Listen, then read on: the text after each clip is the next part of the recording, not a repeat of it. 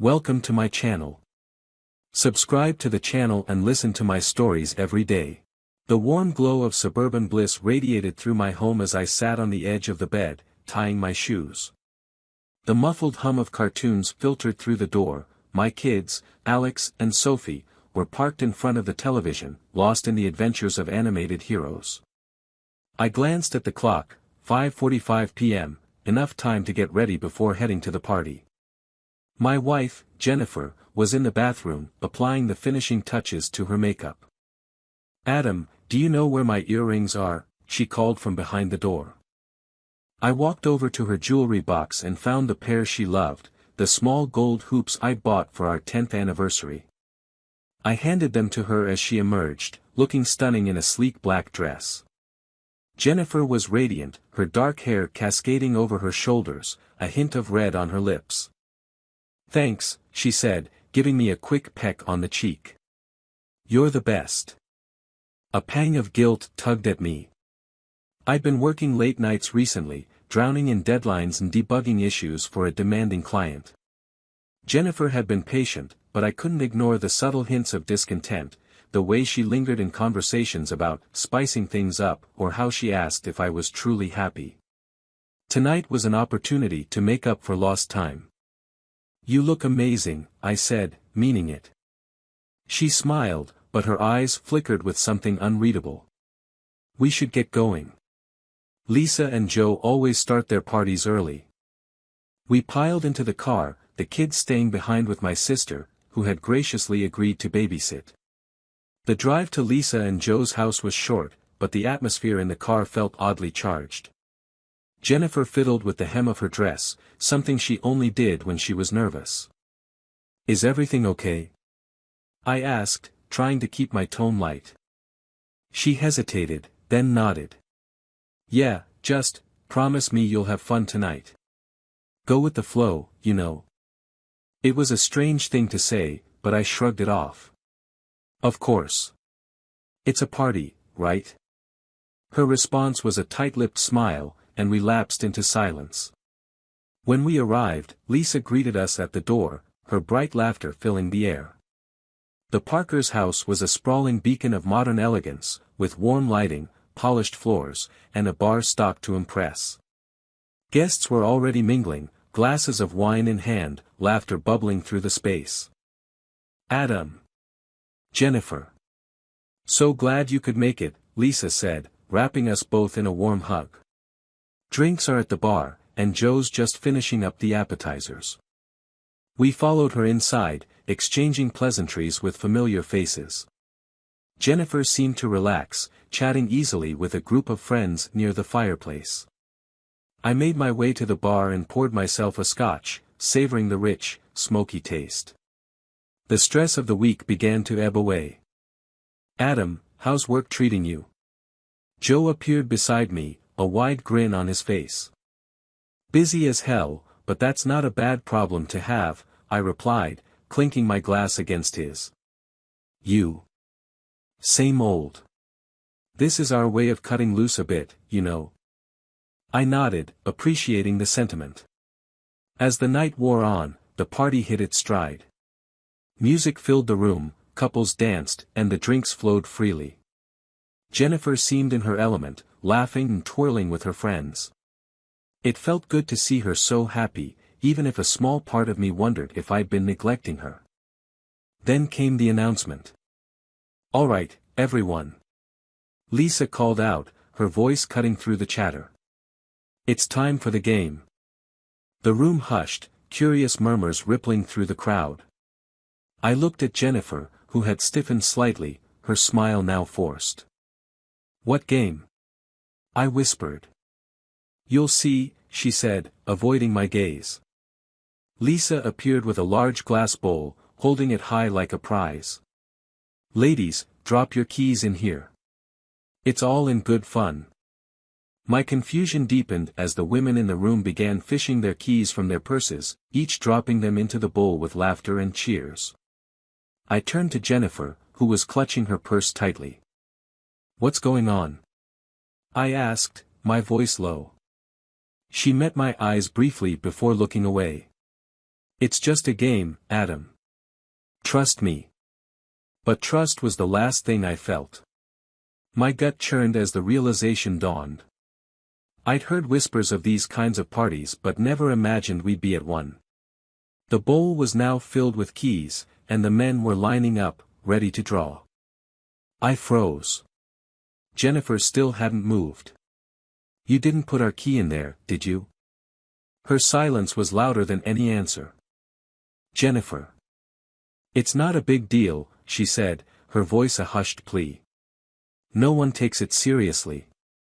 That's not the point. Before I could say more, Lisa stepped up with the bowl. Jennifer, ready to join the fun? Jennifer hesitated, looking at me. I shook my head, the unspoken warning clear. For a moment, I thought she would defy me. But instead, she forced a laugh, waving Lisa off. We're just here to watch tonight, she said. Relief washed over me, but it was fleeting. The damage was done. Jennifer's hesitation, her reluctance to stand firm, spoke volumes. As the game proceeded, the room filled with laughter and innuendo, but I couldn't shake the knot in my chest.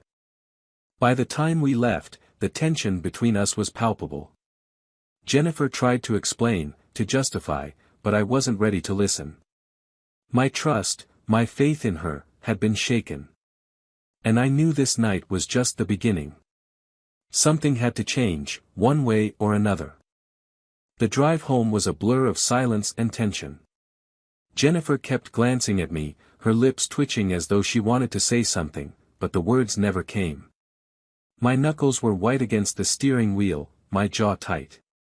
The evening had veered into territory I hadn't anticipated, and I couldn't ignore the betrayal simmering beneath her seemingly innocent actions. When we pulled into the driveway, Jennifer finally spoke. Adam, it wasn't what you think. I shut off the engine and turned to her, the streetlight casting harsh shadows across her face. Then tell me what it was, Jen. Because from where I stood, it looked a lot like you were okay with playing along. Her shoulders sagged, and she rubbed her temples. It was meant to be harmless. Lisa and Joe have done this for years. No one actually follows through. It's a joke. I let out a bitter laugh, the sound cutting through the stillness. A joke? You think putting your keys in a bowl and letting some stranger draw them out is a joke? If that's true, why didn't you tell me beforehand? I knew you'd react like this, she snapped, her voice rising. You're so rigid sometimes, Adam. I just wanted to try something different, something fun. Fun? I shook my head, the betrayal slicing through me. I'm sorry if being married to me isn't entertaining enough for you, Jennifer. Her expression softened, guilt flickering in her eyes. That's not what I meant. You've been so busy lately. I thought maybe this would. Would what? I cut her off, my voice sharper than I intended. Spice things up. Add some excitement to our marriage by throwing away trust. She opened her mouth, then closed it again, defeated. For a moment, the only sound was the faint rustle of wind through the trees. Finally, she reached for the door handle. Let's not do this tonight, she murmured, stepping out of the car. I sat there for a moment, watching her retreat into the house. The anger inside me was like a storm, churning and relentless. But more than that, there was something else, hurt. The kind of hurt that comes when you realize the person you've trusted most has hidden a side of themselves you never knew existed. When I went inside, Jennifer was already upstairs. I could hear the water running in the bathroom. I sank onto the couch, staring blankly at the darkened television. My mind replayed the evening in vivid detail, her hesitation, her defensiveness, and the way she seemed to justify it all as if it were nothing. Was I overreacting? Maybe. But trust wasn't a line you could blur. You were either on one side of it or the other. The next morning, I woke to the sound of dishes clinking in the kitchen. Jennifer was humming softly, her usual cheerful self. For a brief moment, I wondered if I'd imagined the whole thing. But then she glanced up and froze when she saw me. The awkwardness hung between us like a curtain. "Coffee?" she offered, holding up the pot. "No, thanks." I poured myself a glass of water and leaned against the counter. "We need to talk." She sighed, setting the pot down. "About last night?" "Yeah, about last night." I crossed my arms, trying to keep my voice steady. "Why didn't you tell me what kind of party it was?" "I told you, Adam. I knew you'd get upset." "You're damn right I'd get upset. But at least I'd know what I was walking into." Her face flushed, and she set her mug down harder than necessary. "I didn't put my key in, did I? I stayed with you the whole time." "But you were going to," I pressed, my frustration bubbling to the surface. "And the fact that you even considered it is the problem." She threw up her hands. "Fine. I made a mistake, okay? But nothing happened. Can we move on now?" "No, we can't." My tone was firm. "Because this isn't just about last night. This is about trust, Jen. Do you even realize how much damage you've done?"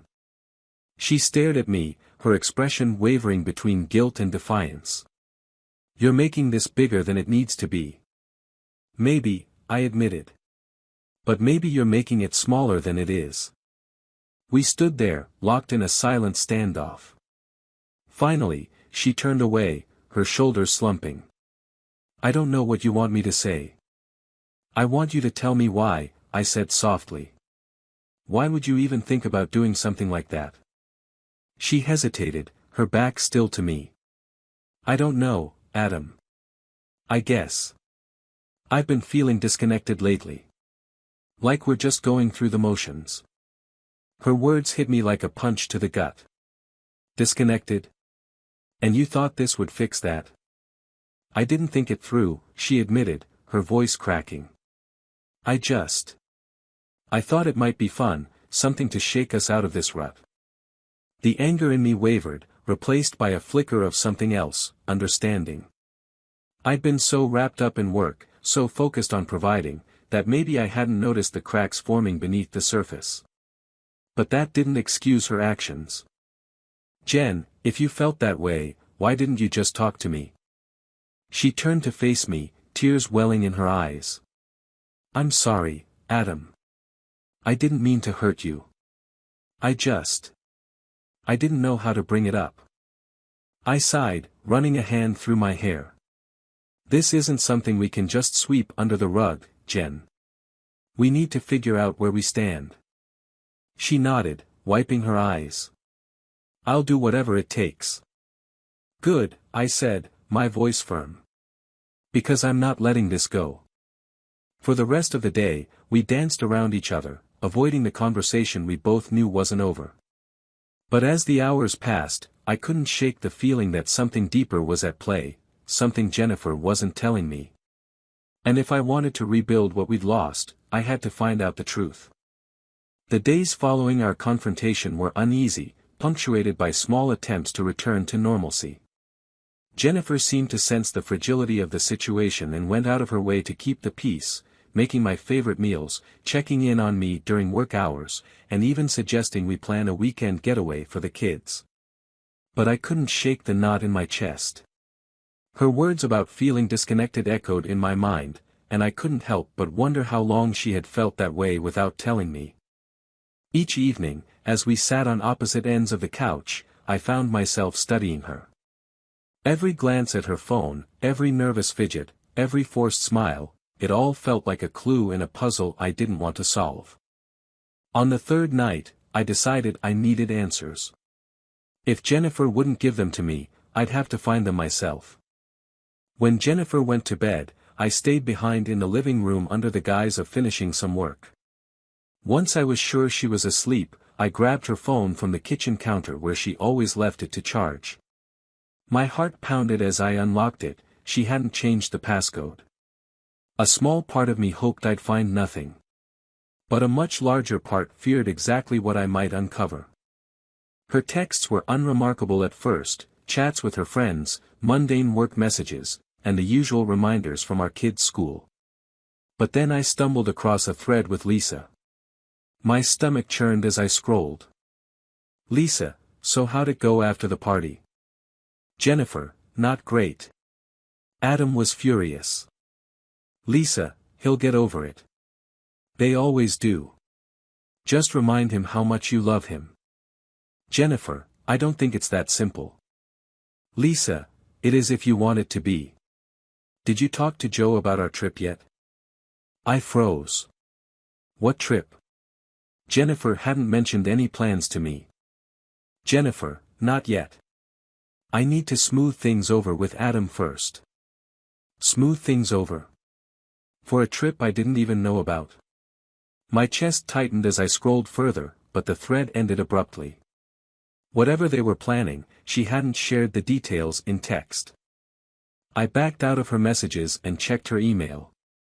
That's when I found it, a reservation confirmation for a resort in Cancun. 2 rooms. 2 names, Lisa Parker and Jennifer Langston. But there was something else. Buried in the details of the email was a note about additional guest requests. The name listed wasn't mine. It was Joe Parker. The next morning, I couldn't look at her without feeling the weight of betrayal crushing me.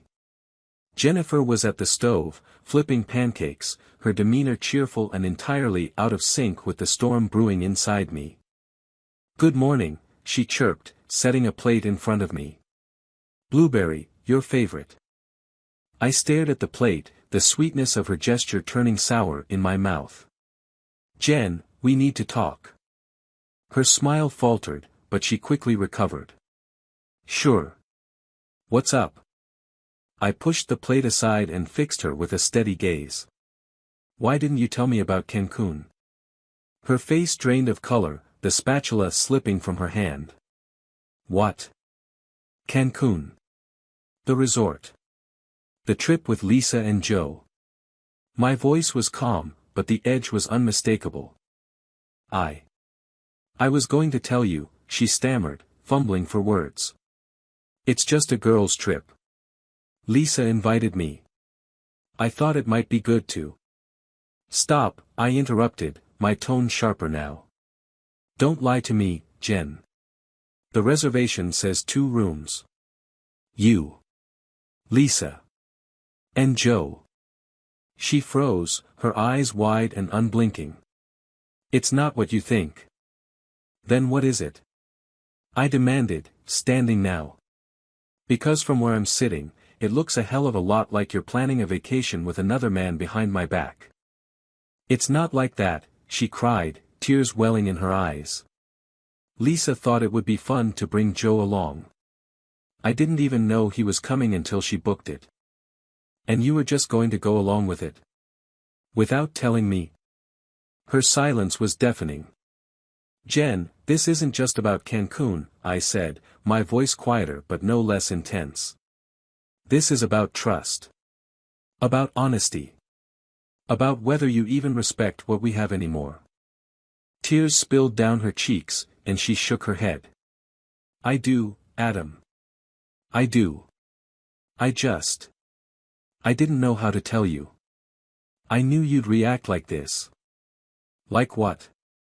Like a husband who expects his wife to be honest with him. She opened her mouth, then closed it again, unable to argue. Finally, she sank into a chair, burying her face in her hands. I've screwed everything up. Yes, I said, my voice cold. You have. The day dragged on with a heavy tension hanging over the house. Jennifer spent most of it holed up in the bedroom, while I tried to focus on work but couldn't shake the turmoil inside me. By evening, I had made a decision. After dinner, when the kids were in bed, I sat Jennifer down in the living room. She looked exhausted, her eyes red and swollen from crying. I can't do this anymore, Jen, I said, my tone devoid of anger but filled with finality. Her head snapped up, panic flashing across her face. What do you mean? I mean I can't keep living like this. Wondering what else you're hiding. Feeling like a fool for trusting you. Adam, please, she whispered, reaching for my hand. I'll cancel the trip. I'll do whatever it takes. Just, don't give up on us. I pulled my hand away, my heart aching at the sight of her desperation. It's not that simple. Canceling the trip doesn't erase the damage you've done. It doesn't fix the lies, the secrets. She sobbed, clutching at her knees. I love you. I've always loved you. Please, Adam, just give me a chance to make it right. I stood, unable to bear the sight of her pain. I don't know if I can. But I do know one thing, you need to figure out what you really want. Because right now, it feels like it isn't me. I left her there, the sound of her sobs following me as I walked away. The days turned into weeks, and the fragile threads of our marriage hung loosely, threatening to unravel at any moment. Jennifer tried. She really did. There were late-night talks, apologies layered with guilt, and promises that felt hollow no matter how earnest they sounded. But the trust between us was like shattered glass, impossible to piece back together without leaving visible cracks. I stayed in the house for the kids, kept the semblance of normalcy alive. But every glance at Jennifer brought a flood of memories, her hesitation at the party, the reservation in Cancun, the lies. It was hard to separate the woman I loved from the person who had broken my heart. Still, a small part of me wanted to believe her. A part of me clung to the idea that maybe, just maybe, we could find our way back to what we once were. And that hope, as small as it was, kept me from walking out entirely. It was a Sunday afternoon when the call came. I was in the backyard with Alex and Sophie, tossing a ball around while Jennifer cooked dinner inside. The air was crisp, the scent of leaves and barbecue wafting from a neighbor's yard. Sophie's laughter rang out as she tried to catch the ball but missed, tumbling into the grass. I couldn't help but smile. Then my phone buzzed in my pocket. I glanced at the screen, Lisa Parker. Hello. Her voice was frantic, panicked. Adam? Is Jennifer there? She's inside. Why? What's going on? Lisa hesitated, and in that brief pause, my stomach sank.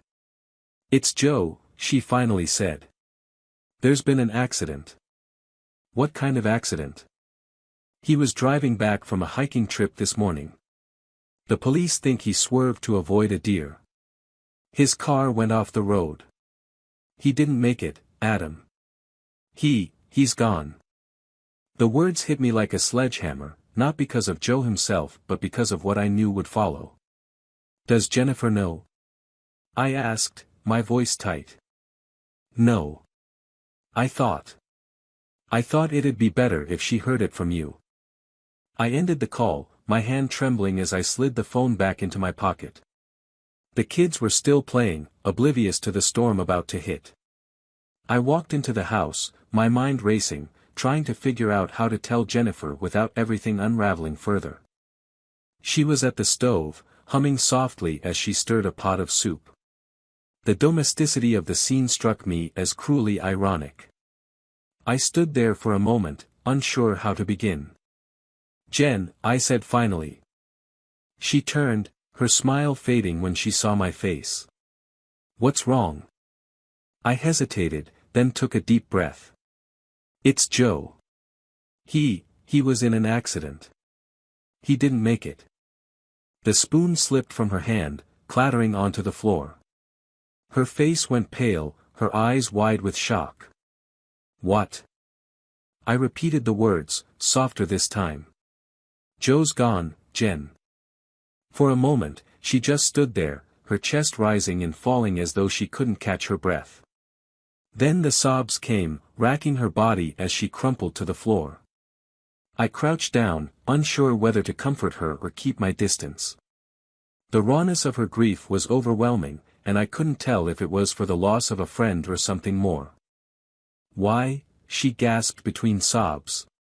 Why him? I didn't have an answer. Instead, I stood and walked away, leaving her there on the kitchen floor. Her reaction spoke volumes, volumes I wasn't sure I could handle. The days that followed were a blur of funeral arrangements, whispered condolences, and questions that remained unasked. Jennifer was a wreck, and while I wanted to give her space to grieve, I couldn't shake the suspicion gnawing at the edges of my mind. Her tears, her sleepless nights, were they truly for a friend? Or for something else entirely? One evening, after the kids were asleep, I found her sitting on the couch, staring blankly at a framed photo of our family. I sat down beside her, the silence stretching between us like a chasm. "Jen," I said softly, "I need to know the truth." She didn't look at me, her gaze fixed on the photo. "The truth? About you and Joe? Was there more to it than you told me?" Her fingers tightened around the frame, her knuckles white. For a long moment, she said nothing. Then, without warning, she shattered the silence. "Yes." The word hung in the air, heavy and suffocating. I felt like the ground had been ripped out from under me. "How long?" I asked, my voice barely above a whisper. Her shoulders shook as fresh tears spilled down her cheeks. "It wasn't an affair. Not physically. But we talked. We confided in each other. And her voice broke. I cared about him, Adam. More than I should have." I stared at her, my heart pounding. "Were you going to leave me for him?" She turned to me then, her eyes pleading. "No. I never would have done that. I swear. He was there when I felt like you weren't." Her words cut deeper than any betrayal of the flesh. It wasn't about Joe, it was about everything I hadn't been for her. And now, with him gone, the weight of her guilt was crushing her. "I don't know if I can do this anymore, Jen," I said finally. "I don't know if we can come back from this." She nodded, her tears falling silently now. "I understand." The next morning, I packed a bag and left. I told the kids it was for work, a business trip that would take me away for a while. Jennifer didn't argue. She didn't beg me to stay. She just stood in the doorway, watching as I walked to the car. "I'm sorry, Adam," she said quietly. I didn't respond. There was nothing left to say. Months passed. I rented a small apartment across town, close enough to see the kids regularly but far enough to keep my distance from Jennifer. The divorce was amicable, almost painfully so. She didn't fight for the house or the money. All she wanted was the chance to rebuild her relationship with the kids, and, maybe, herself. As for me, I threw myself into work, into anything that would keep my mind off the ache in my chest. But no matter how busy I stayed, the emptiness lingered. It wasn't just the loss of Jennifer or our marriage, it was the loss of the life we'd built together, the dreams we'd shared, and the future that would never be. In the end, there was no revenge, no triumphant closure. Just the quiet, unrelenting sadness of a love that couldn't withstand the weight of betrayal and regret.